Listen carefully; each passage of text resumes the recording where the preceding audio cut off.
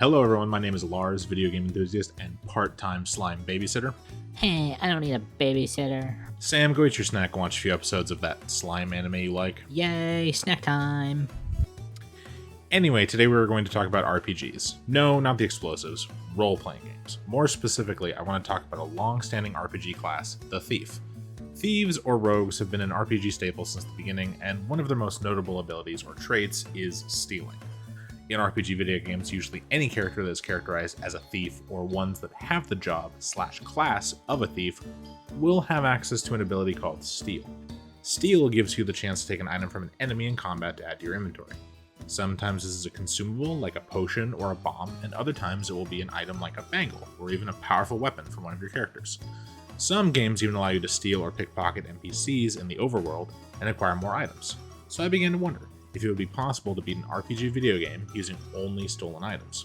I decided to undertake a challenge where I would play a variety of different RPG games in an attempt to find the answer, but first, I had to define the rules. When thinking of this challenge, I wanted to cover all aspects of stealing, both mechanically in the game systems and spiritually for whatever would be in flavor for a thief. With that in mind, here are the rules. Number 1. Cannot use non-consumable items gained from combat except those obtained from stealing in combat. Number 2. May steal from NPCs in the overworld, but cannot use reset tactics to guarantee items. Just like if I go and try and steal, I can't reset the game after saving to try to do it again. I have to use whatever game systems are in place. Number 3. Chests in the overworld cannot be opened except for those found within safe zones, such as towns, and inside of homes or businesses. Following these rules, we will obtain most of our items from stealing, whether in combat or in the overworld. A small amount will come from chests, but that shouldn't be the deciding factor of the run, as nothing of insane value is usually coming out of those chests. Most people aren't lining their dressers with diamond bracelets and tiaras. For the most part, they are hiding worn-out clothes, emergency cash, a stash of junk food, or even an adult toy. I mean, if we kick down old man Timon's door and rifle through his sock drawer, you'll probably just find a mana potion, not the ultimate weapon. And at the end of every run, we will evaluate the possibility of the run without these items, just to be sure. With that said, let's check out our first game in this challenge series. So first up, I decided to pick a game that had all the avenues for stealing and a relatively short story to play through. I picked Octopath Traveler, more specifically the storyline of Therion the Thief. So today we will answer the question: can you beat Therion's story in Octopath Traveler using only stolen items? Let's find out. We will begin our journey in the town of Boulderfall, where we are gearing up to steal a dragonstone from the manor at the top of the hill.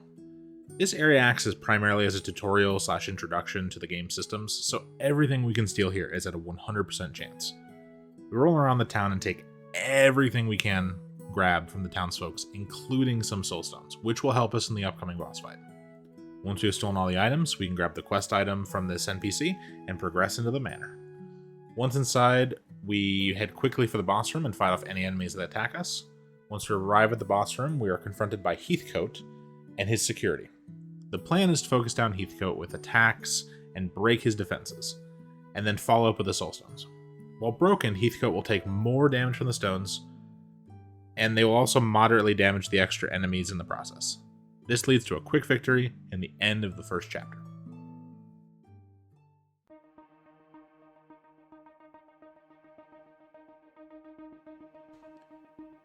After defeating Heathcote and being tasked with finding the remaining dragonstones, we set out from Boulderfall to explore the land of Orstera.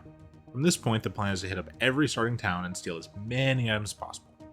We make our way to Swarky to find mostly nothing, but on the way to Flame's Grace I run into a Kate, and I get extremely lucky and take the Kate down for a massive amount of XP, which shoots me all the way up to level 14. From there I head to Flame's Grace and gather up any reasonable items that we can before making our way into the Flatlands. Instead of heading to Atlas Dam, I thought it best to head up towards Noblecourt, and on the way I took a short detour and picked up my first secondary job, the Scholar. Scholar has the most important support skill for our journey, evasive maneuvers. This skill lowers the likelihood of running into enemy encounters, which will help when we try to run through higher level zones to reach some of the higher level towns. After that, I walk over to Noblecourt and start chapter 2 of the story. I ran around town and followed the quests. Luckily for me, I managed to steal all of the quest items with relative ease and gain access to Orlic's Manor very quickly. But I was not yet ready to take on the pudgy aristocrat. First, we needed to obtain some actual combat power. Our trek continues as I return to Boulderfall and make my way down to Clearbrook. While we were in the area, I decided to drop into the Shrine of the Healer and pick up the Apothecary job. From there, I head to the Sunlands and steal whatever I find and grab the Dancer job as I pass through. Now it's time to head along the coast towards Goldshore. Along the way, I stop to pick up the Merchant job, which will provide us with our primary way of dealing damage, the skill Hired Help. Hired Help lets us pay gold to hire mercenaries to aid us in combat. The strongest mercenaries are the veteran soldiers, which cost 30,000 gold and attack multiple enemies at once with powerful sword strikes. In order to maintain this damage source, we need to acquire a sizable amount of gold. So, our search for gold leads us through the forest to pick up the final job we need, the Hunter. After getting the Hunter, I moved to Dust Sparrow and found no real items I could steal except those from this child and his cat. Oh sweet, I can steal everything from this kid.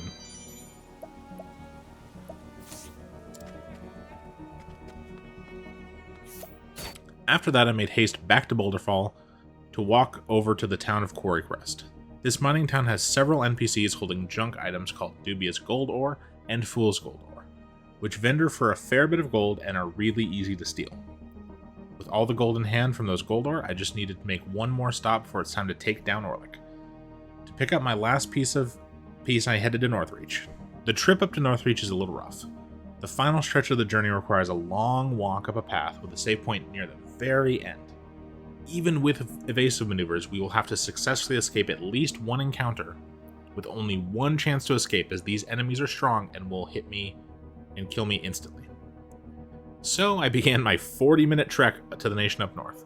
Once I finally arrived, I checked in on the gate guard for the item I needed, the Empowering Necklace. This accessory gives plus 1000 HP, which will allow us to take a few extra hits from enemies. This will be our main source of defense against a lot of the bosses coming up, so we can tank a few hits and be able to deal with them properly. The chance of a successful steal is only 3%, so let's see how long and how much gold this is going to take.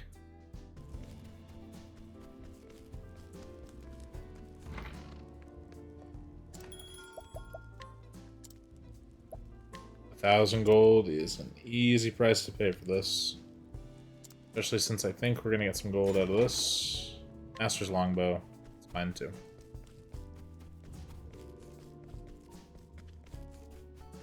Alright, so we just sit here and do this until we get ourselves a necklace.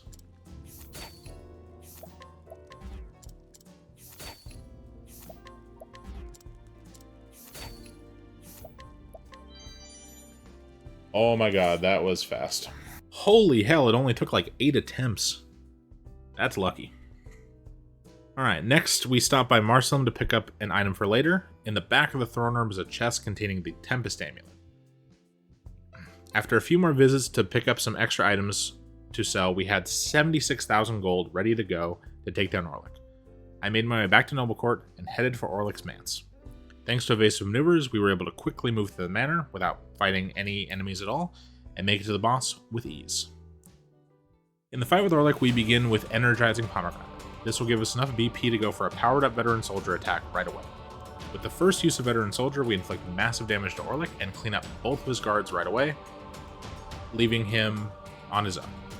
From this point, we can use the Thief skill Steel SP to attack twice with a dagger every round, and reduce Orlic's defenses quickly. When Orlic reaches just one defensive point left, I use a Wind Soulstone M to hit for a decent amount of damage and break Orlic's defenses. Now that we have broken Orlic's defenses, we use another max-powered Veteran Soldier attack and finish out the fight. Thus ends Chapter 2.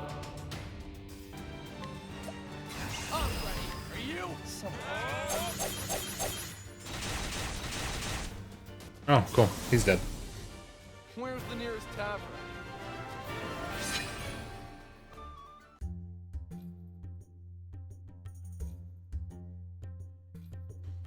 Our first destination after completing Chapter 2 is Grandport. This oceanside bazaar has a lot of stealable items available, but most are too low chance to go after at this point. So we're mostly going to focus on stealing some junk items from here and avoid a lot of the big stuff. This town has a really high cost for restoring your reputation, so if I fail too many times here, I will not be able to steal from this town for the rest of the run. We cannot have that. Since I'm not going to take chances, I only went for the high percentage steals, which were kind of few and far between. Thankfully though, there were 2 chests in the back of the auction house. They contained a large amount of gold and a junk item that sells for a large amount of gold. This increase in gold puts us relatively close to what we need for the Chapter 3 boss fight. There is just one more piece we need in order to take on the boss, a revitalizing gem. Since this item is hard to steal from NPCs, roughly about 3% chance, our best chance of getting it is from stealing from a boss. So I made my way to the Twin Falls dungeon to take on its boss, the Monarch. Remember that Tempest amulet we picked up in Marsalim? Well, that is going to come in handy for this fight. The Monarch will alternate between putting me to sleep and hitting me with wind damage attacks. Thanks to the Tempest amulet, this wind damage becomes laughably small, enabling us to whittle the butterfly down until it is low enough to get an easy steal from. Now that we have the gem, we can head to Wellspring and progress the story for Chapter 3. At first, all we need to do is steal some whiskey from this drunk at the bar. Might as well take his keys, too. No need for him to be on the road. But we hit a snag when we come to the next steal requirement. Taking an aristocrat's mask with a 3% chance to steal. Rather than burn away all of my gold attempting to get this, I decided to go level up for a little bit to increase the chances of stealing the mask. So, I headed to the Tomb of Kings. The Tomb of Kings is a level 25 dungeon area with a few different enemy encounter formations. Most of the enemies are weak to lightning or ice spells, so I equipped the Scholar class and went to town. Some of the enemy formations included wind-type enemies as well, which gives even more use to the Tempest amulet that we acquired earlier. I spent a fair bit of time here racking up gold and JP for the support skills I was going to need later, and grinding up the levels. After grinding for a while, I decided to take a trip around the world again and steal some extra Soulstone M's so that their steal chances are up to about 80%. I even found a nice hat in Still Snow, which gives me a nice boost to elemental attack. A trip to Stoneguard yields yet another elemental attack boost by stealing a new robe. These will greatly help in farming the Tomb of Kings.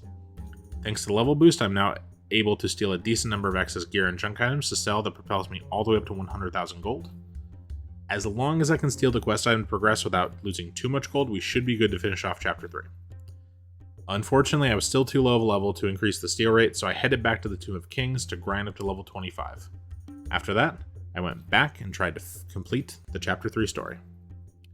And this time, we got it. So I made my way to the black market and dispatched with a group of thugs before making my way to the boss area. I go into the fight against Gareth and had a few unlucky starts. Both Gareth and his lackeys kept getting too many hits in before I could take a turn, which resulted in too much health lost. But after a few bad starts and a couple unlucky attempts, we got a good run. Starting off, we hit them with the Hired Help Mercenary attack that hits everyone to knock some defense off and provides a defensive buff to help me stave off some damage. Next, I used a level 3 Veteran Soldier to kill the lackeys and damage Gareth. After that, I used a Revitalizing Jam to replenish my HP and BP, and followed up with another level 3 Veteran Soldier to break Gareth and deal a bit of damage to him. And now that he's broken, and we have enough BP for it, we use a full maxed out Veteran Soldier to finish the fight and put an end to Chapter 3. There we go. Don't start things you can't finish.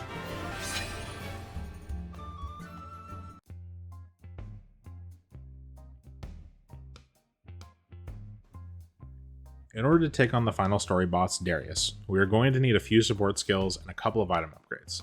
But to get those, I need to level up.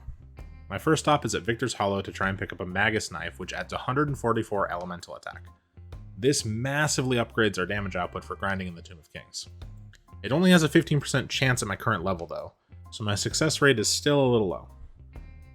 After a couple tries and 10,000 gold reputation reset, we finally got the knife. The last piece we need to steal is an Inferno amulet from Victor's Hollow as well, but right now the steal rate is way too low, so it's back to the Tomb of Kings to work on our gold, JP, and XP. I stayed in the Tomb of Kings until level 34 and acquired enough JP to learn all the support skills needed for the final fight. From this point, we can go steal the Inferno amulet needed in Victor's Hollow and do a final sweep of the towns to make sure we have all the upgrades, consumables, and gold needed for the final battle. Once that was settled, I made my way to Northreach to begin the final chapter. We start out by fighting a few more flunkies, and thanks to our elemental attacks from Scholar, we can take them down without using any of our gold. Next up is stealing a uniform from one of Darius' men. After about 15 minutes of playing patty cake with this guy for his coat, we finally get it and move on towards the last area. I enter the cathedral, begin working my way towards the boss area.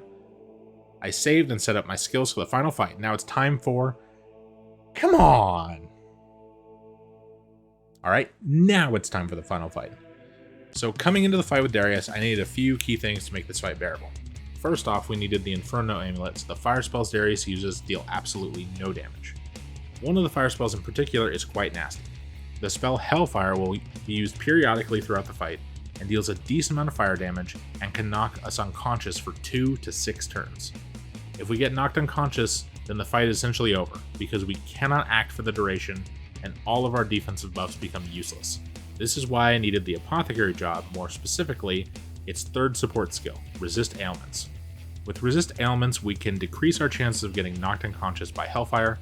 For the rest of our support skill lineup, I opted for Merchant's Hang Tough skill, which will prevent us from getting knocked out from a large hit, as long as we had a decent amount of health prior to the hit.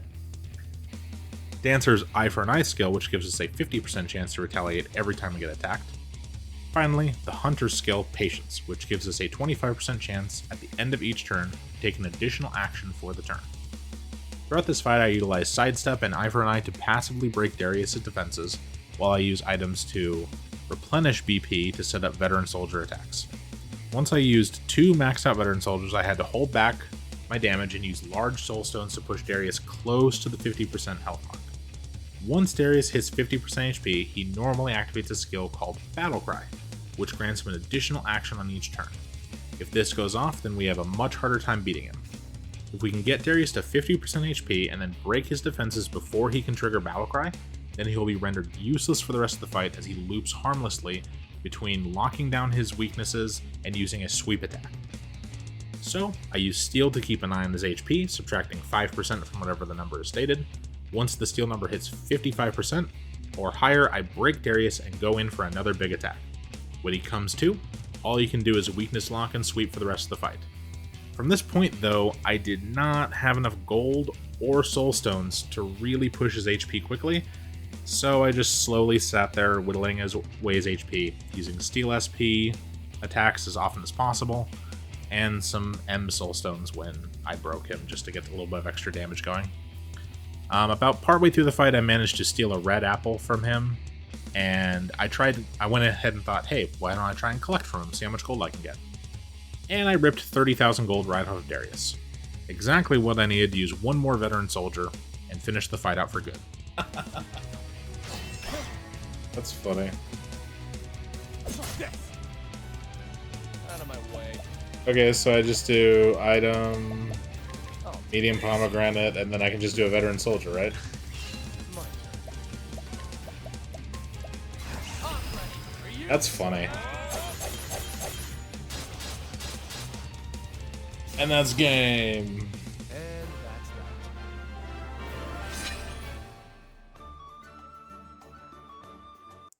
With Darius beaten, it was time to take the Dragonstones back to Boulderfall, and thus the story is over.